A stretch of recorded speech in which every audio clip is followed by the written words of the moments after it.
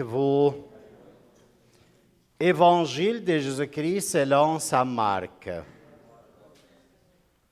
Jean, l'un des 12, disait à Jésus, « Maître, nous avons vu quelqu'un chasser d'esprits mauvais en ton nom.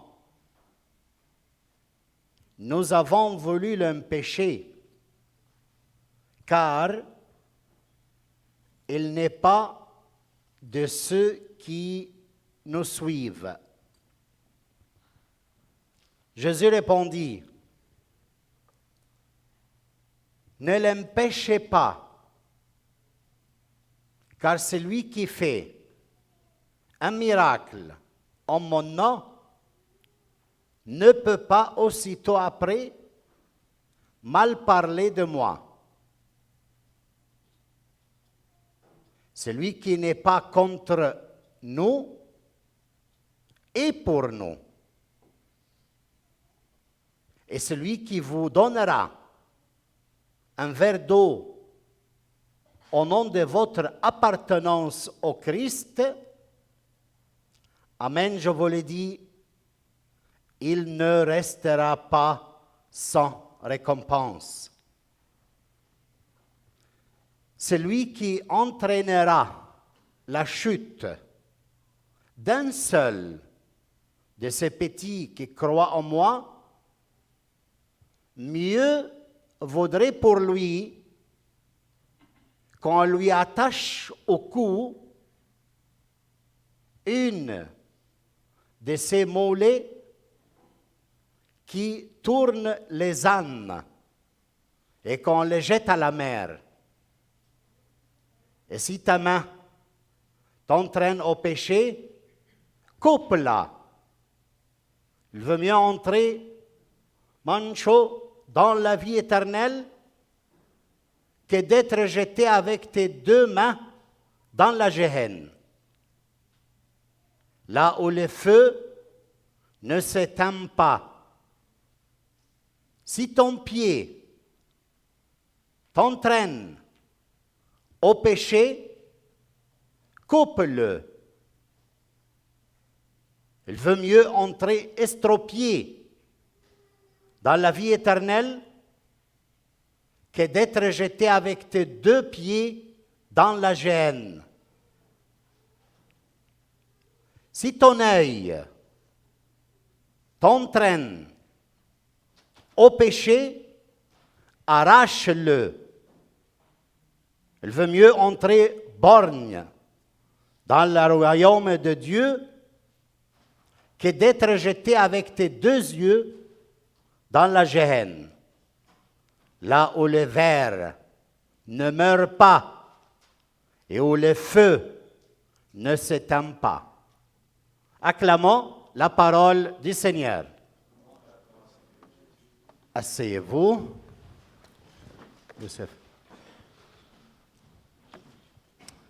On vient d'entendre une parole très forte. J'espère que le Seigneur nous aide à le comprendre. Ce matin, notre Seigneur Jésus-Christ, il est très radical. Même la première lecture qu'on a proclamée du livre de Nombres, il a trop de semblance avec la première partie de l'Évangile. Quel est le problème de deux paroles? Dans la première, le Seigneur a pris de l'esprit de Moïse et a donné le même esprit aux 70 pour prophétiser et faire le même travail de Moïse parce que le peuple était grandi. Il ne peut pas travailler seul. Il avait besoin des hommes pour travailler avec lui la mission des Seigneurs. Il y avait deux qui n'étaient pas réunis avec eux dans la tente. Ces deux-là, ils s'appelaient Eldad et Médad. Restés dans l'accampement, mais ils ont reçu l'Esprit du Seigneur, ils ont commencé à prophétiser. comme les 72 qui étaient autour de la tente. Là, il y a un jeune homme qui court vers Josué, le disciple fidèle à Moïse, et celui qui a précédé la mission après lui, comme celui qui continue la mission de Moïse, le chef d'Israël. Il est allé à Josué lui dire, écoute, il y a Eldad et Médad qui sont en train de prophétiser dans l'accampement et non pas avec les 70 autour de la tente. Alors Josué, plein de zèle, elle dit à Moïse, empêche-le. Ça ne va pas ce qu'ils font là, eux seuls dans l'accampement, et tous les autres sont ici. Alors Moïse, homme de Dieu, elle le répond, es-tu jaloux pour moi? Et arrête, tout le peuple de Dieu sont des prophètes. Bon, qu'est-ce que ça veut dire ça? La même chose dans l'Évangile.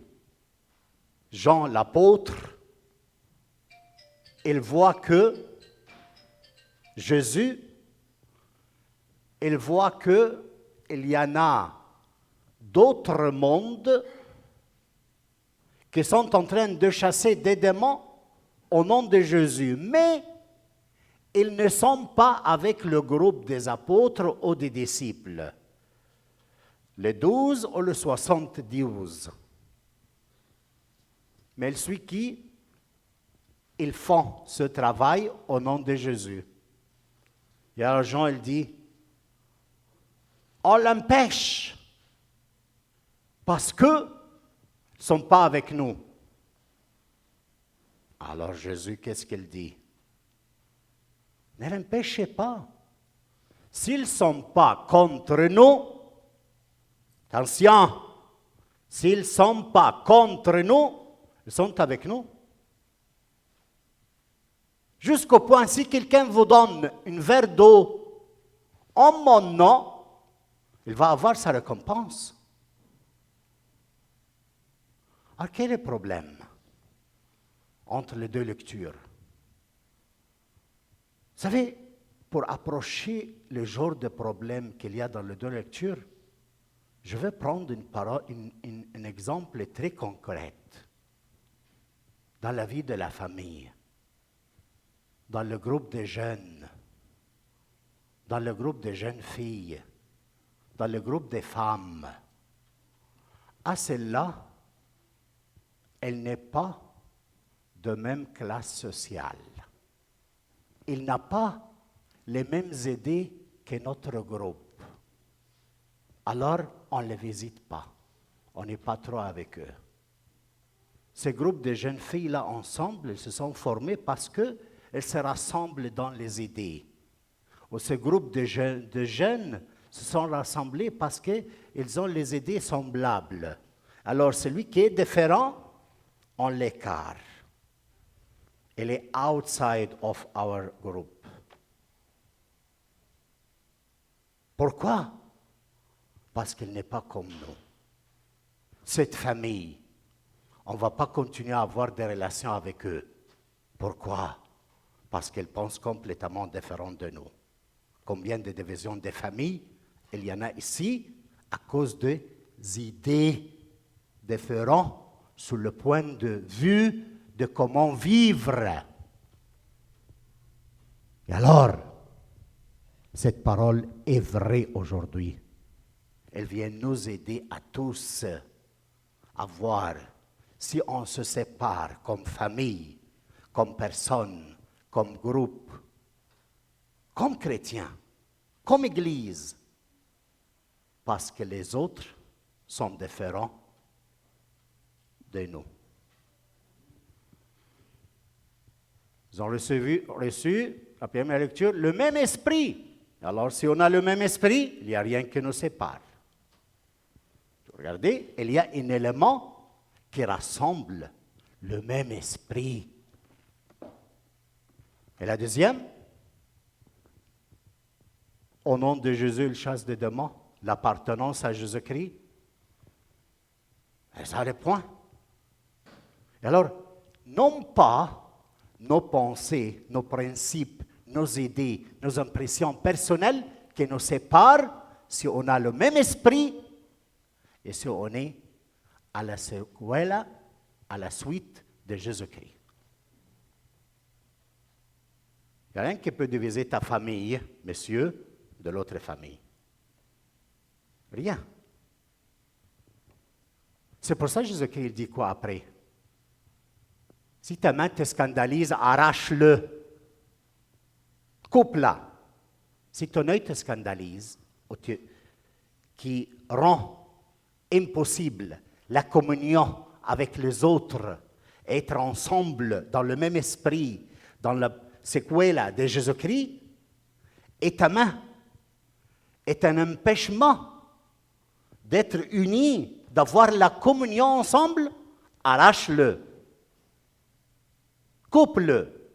Ton œil, arrache-le. Tes pieds, coupe-le. C'est-à-dire quoi là? C'est-à-dire, toutes les raisons qui empêchent la communion entre vous et les uns avec les autres, soyez sérieux et arrachez-le, coupez-le, enlevez ces murs de scandale entre vous, les familles, pour que soit manifestée la communion dans l'Église. Et ça, c'est sérieux. On ne vient pas de l'Église ici pour faire un peu de spiritualité, un peu de choses comme ça qui fait chaud au cœur. Mais on est un signe pour le monde. Notre communion, le fait d'être un, c'est ça qui dit aux autres que nous sommes les disciples de Jésus-Christ et l'appel à croire. Mais si on va avoir toujours des critères qui nous divisent ensemble, et faire d'une façon que cette famille ne vient pas à l'église parce que l'autre famille elle pense, je ne sais pas comment d'eux, jamais on va être des signes. On vient à faire des messes, des choses, des religions, et ça ne sert à rien. Alors regarde bien la communion que tu as avec les très proches familles que tu as ici. Et si tu as la communion avec eux, avec ta belle-mère, avec ton beau-frère, ta belle-sœur,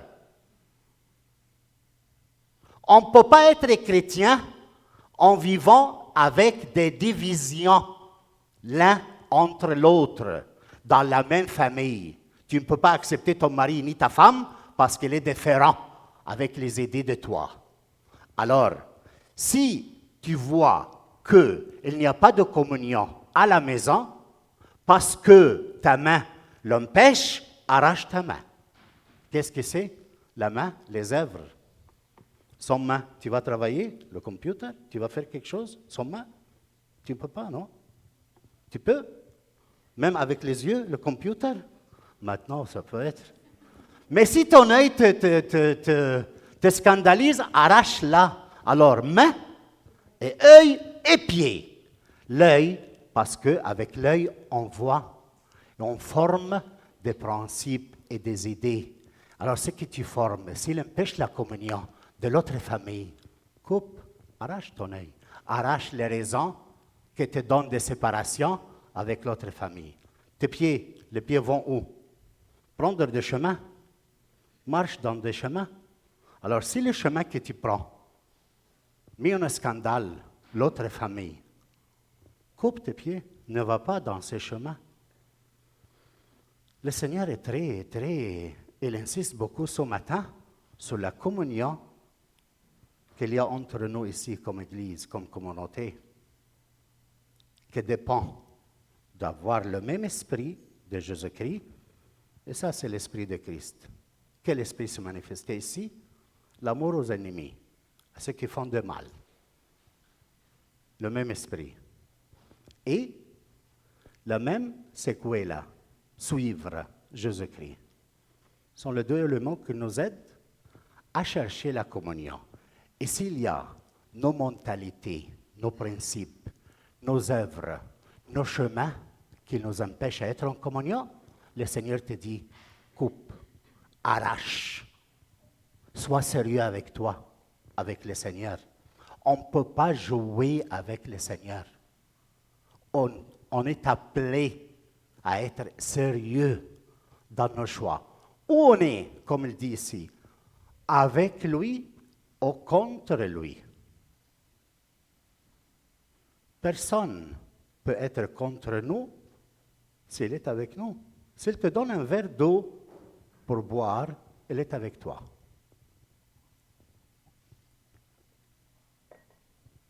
Il n'est pas contre toi. Au courage, ce matin, je vous invite à réfléchir sur les raisons qui empêchent la communion entre nous. Famille, groupe de jeunes, dans les classes de catéchisme, à l'université, les jeunes. Quelles sont les raisons qui nous empêchent d'être en communion? Et comment agir avec? Est-ce qu'on va continuer comme ça? À quoi nous appelle le Seigneur ce matin? Et le Seigneur ne nous abandonne pas dans notre faiblesse. Il vient avec son corps pour nous rejoindre. Parce que lui, il va se mettre en communion avec nous. Même si on est complètement différent de lui, personne n'est semblable à Jésus-Christ ici, ni moi ni toi. Mais lui, il se met en communion. Il fait tomber toutes les barrières entre lui et nous. Il se unit à nous. Avec toutes nos différences, avec toutes nos opinions différentes, mais il se fait un avec toi. Et la parole est réalisée en Jésus-Christ. Il t'appelle à vivre la même chose avec les autres. Sinon, ta communion n'est pas vraie avec le Christ. Tu vois que tu es faible et tu ne peux pas pardonner pour t'unir à l'autre famille? Demande-le. Pour avoir la communion avec ton mari, avec ta femme? Demande-le. Et là, pour t'unir à lui. La maison ne peut pas continuer à vivre avec cette façon. On a besoin de la communion le plus tôt possible. C'est pour ça que le Seigneur vient à s'unir, à faire communion l'un, lui, avec chacun de nous. Amen.